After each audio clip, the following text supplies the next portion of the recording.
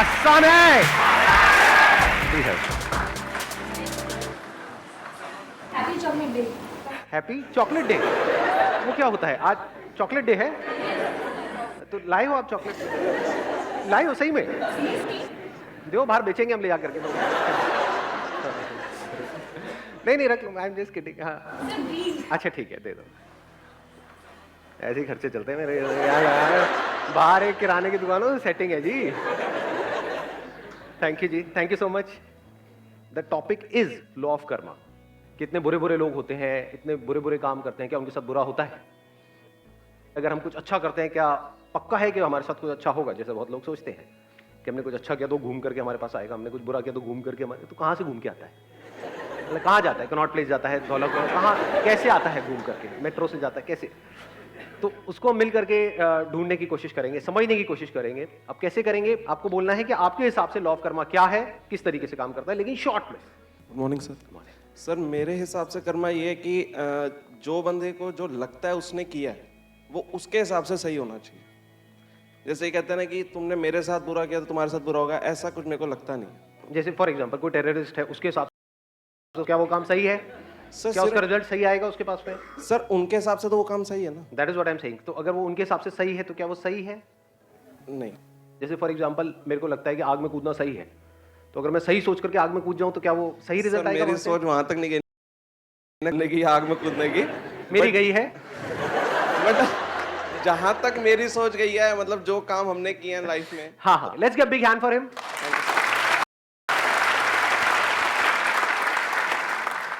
Good morning sir. Morning. मेरा एक personal experience है कि somebody has done wrong with me और little bit more, बट वो खुश है, मैं ही थोड़ा बहुत डिस्टर्ब रहती हूँ।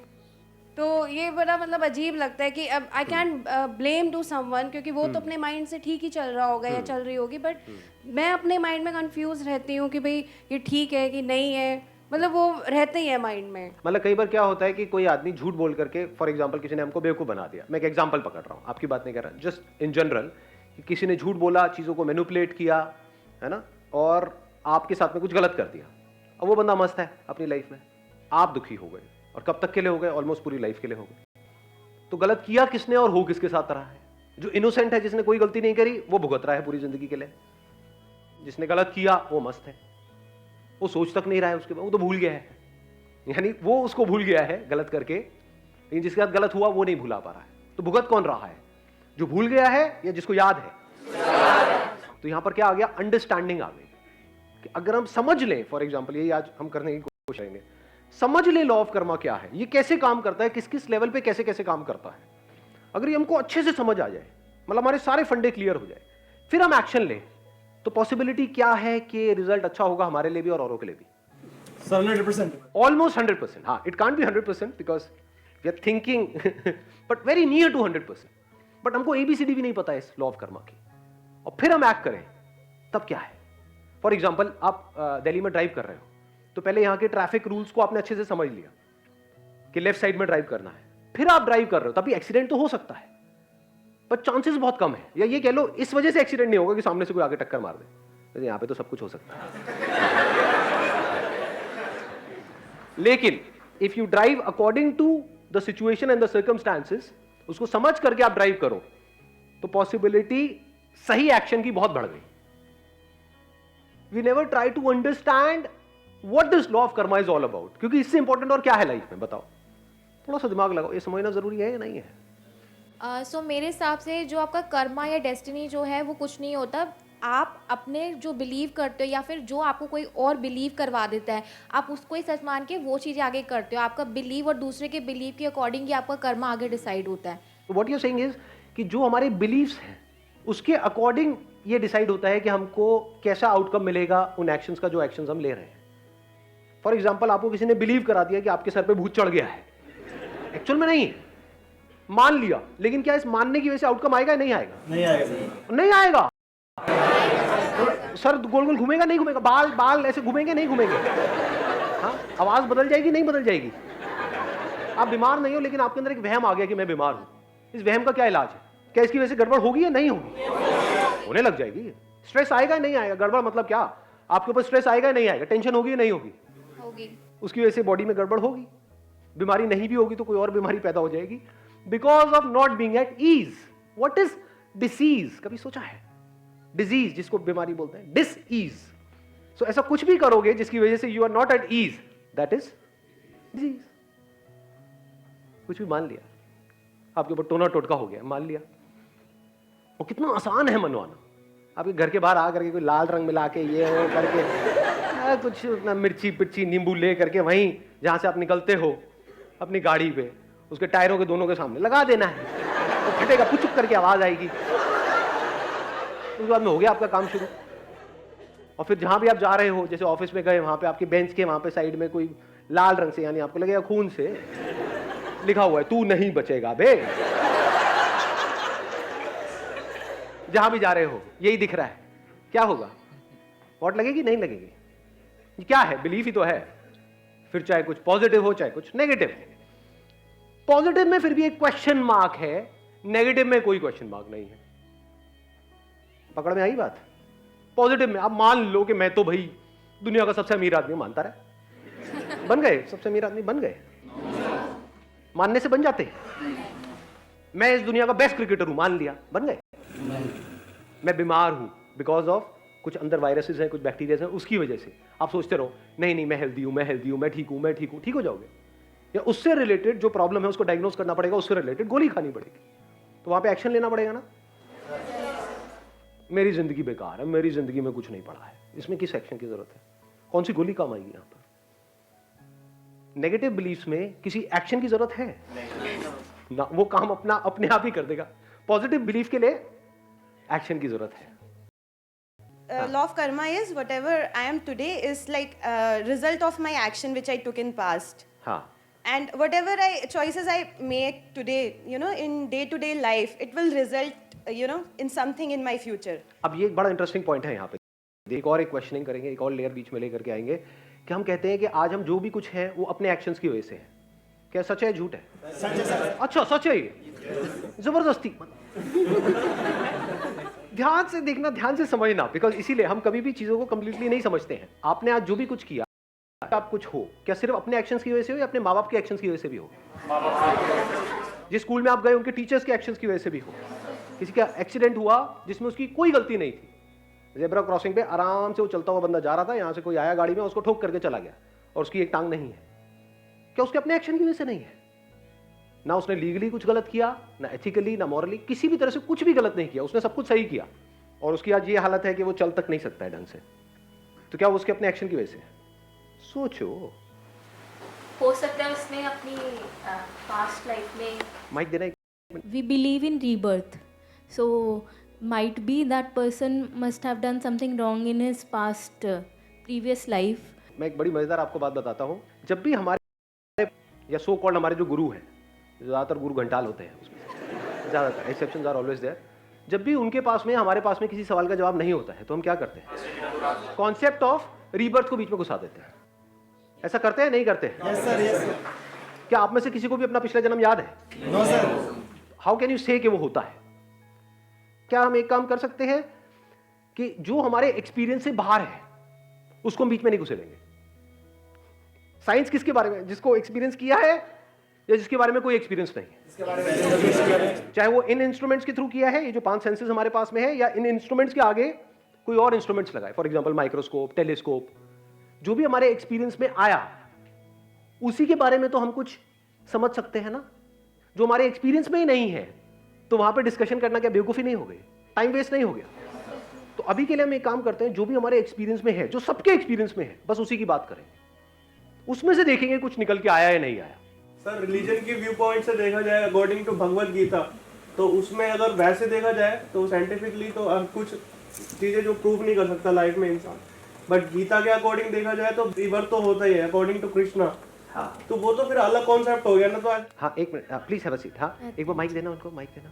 अगर अकॉर्डिंग टू प्रीवियस बर्थ अगर देखा जाए, बहुत अच्छे कर्म इस जन्म में कर लिए, लेकिन फिर भी वो फकीर है, कोई गरीब है, वो अकॉर्डिंग टू उसके कर्मों की वजह से है। हम कहते हैं यार उसकी किस्मत देख कितनी अच्छी है, राजा भोज है एकदम, कितना अच्छा इंसान पिछले जन्मों की वजह से है। हाँ, पिछले कर्मों की वजह से। तो अगर किसी लड़की के साथ में कोई रेप हो रहा है तो वो उसके पिछले जन्मों के कर्मों की वजह से हो रहा है? No no. अगर पिछले जन्मों में उसने कुछ बुरे कर्म किए होते, बुरे कर्म मतलब क्या, बुरे एक्शंस, तो उसमें कुछ बुराई तो नजर आती। उस 6 साल की बच्ची में या 8 साल की 10 साल की बच्ची में कोई बुराई नहीं है, इतनी इनोसेंट है जिसकी कोई हद नहीं है, जिसको अगर कोई बुरे से बुरा इंसान भी देखे तो उसका दिल पिघल जाए उसको देख करके। उसके साथ बुरा हुआ, क्यों हुआ? उसके कुछ बुरे कर्मों की वजह से। उसने कुछ गलत नहीं किया, फिर भी उसके साथ गलत हुआ, क्यों हुआ? क्यों हुआ? लगाओ दिमाग, किसका कर्म है ये? यहां पे ध्यान से समझ लेना, जो एक करता है उसका असर सब पे होता है, और जो सब करते हैं उसका असर एक पे होता है। आप ये नहीं कह सकते कि ये सिर्फ उस बंदे की वजह से हुआ, ये जो हमारा लीगल सिस्टम है उसकी वजह से भी हुआ या नहीं हुआ। Yes sir. अगर लीगल सिस्टम इतना स्ट्रांग हो कि ऐसा कुछ होने की गुंजाइश ही ना हो, तो इस बंदे में हिम्मत कहां से आएगी स्टेप उठाने की? क्या जो हमारा एजुकेशन सिस्टम है उसका रोल उसमें है या नहीं है? Yes sir. गवर्नमेंट स्कूल्स की हालत देखिए कभी जाकर के, मैं जाता रहता हूं इसलिए मुझे पता है अंदर की हालत क्या है। वहां जाकर के देखो क्या हालत है वहां पर। एजुकेशन सिस्टम के खराब होने में क्या हमारा जो पॉलिटिकल सिस्टम है उसका रोल है या नहीं है? अगर आप कहते हो उसने कुछ बुरे कर्म किए जिसकी वजह से उसके साथ कुछ हुआ, तो इसका मतलब क्या हुआ? अब ना तो पॉलिटिशियन को कुछ करने की जरूरत है, ना पुलिस वालों को कुछ करने की जरूरत है। अरे भैया सबके कर्मों की वजह से तो हो रहा है। आई थिंक हमारी कंट्री, ये जो इतनी बुरी हालत है हमारी कंट्री की, उसमें इसका बहुत बड़ा हाथ है। हम हर चीज को उठा करके पास पे डाल देते हैं और अपनी रिस्पॉन्सिबिलिटी वहां से हटा देते हैं। जो हो रहा है वो उसकी वजह से हो रहा है, कर्मों की वजह से हो रहा है। तो अब सवाल उठता है इसमें हम क्या कर सकते हैं? क्या एक झटके में पूरा का पूरा सिस्टम बदला जा सकता है? No sir. नहीं बदला जा सकता। अब हमने प्रॉब्लम को समझ लिया है, जो सब करते हैं उसका असर एक पे आता है, जो एक करता है उसका असर सब पे आता है।